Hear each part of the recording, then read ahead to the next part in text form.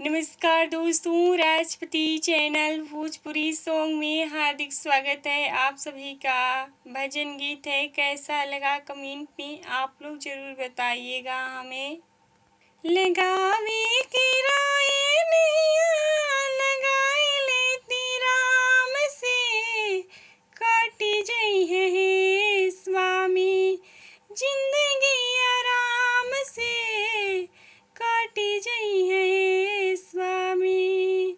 लगावे के राहे नैया लगाई लेती राम से, काटी जई है स्वामी जिंदगी आराम से, काटी जई है स्वामी जिंदगी आराम से। तुलसी जी चली हो गई ना अपने ससुरारिया, बीचवा में पड़ल एगो नदी सुर सरिया।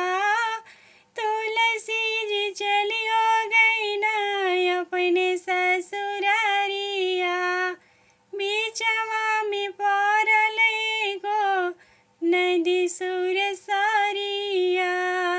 मुरुदा पे चढ़ी गई ना, मुरुदा पे चढ़ी गई ना, लकड़िया के जान के, काटी जई है स्वामी जिंदगी आराम से, काटी जई है स्वामी जिंदगी आराम से। लगावे के राहे नैया लगाई लेती राम से, काटी जई है स्वामी जिंदगी आराम से, काटी जई है स्वामी जिंदगी आराम से। भादो के महीना रहा रतिया अन्हारिया, भादो के महीना रहा रतिया अन्हारिया। खीरकी से लटकल रहल एगो विषधारिया, खीरकी से लटकल रहल एगो विषधारिया।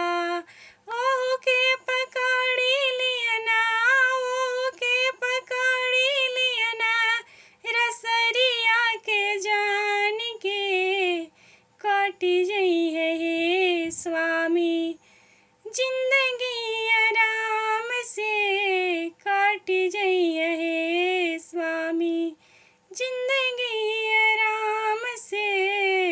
हाड़ मास देहिया से, हाड़ मास देहिया से, कितना तोहरी प्यार बा ओतने ही नैया।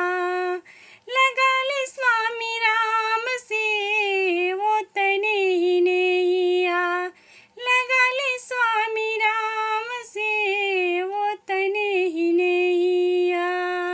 तुलसी के मतिया फेरली नारी के बातिया, तुलसी की मतिया फेरली नारी के बातिया। बाबा हो भोजे लगना हरे नाम के गठरिया, बाबा हो भोजे लगना हरे नाम गठरिया। अद्भुत होई गईले, अद्भुत होई गईले, भजी हरि देव के, काटी जई है स्वामी जिंदगी आराम से, काटी जई है स्वामी जिंदगी आराम से। बाबा हो धाइलियन जंगल की डगरिया, बाबा हो धाइलियन जंगल की डगरिया। जंगल में जाई बाबा, जंगल में जाई बाबा, भजी हरि देव के, काटी जई है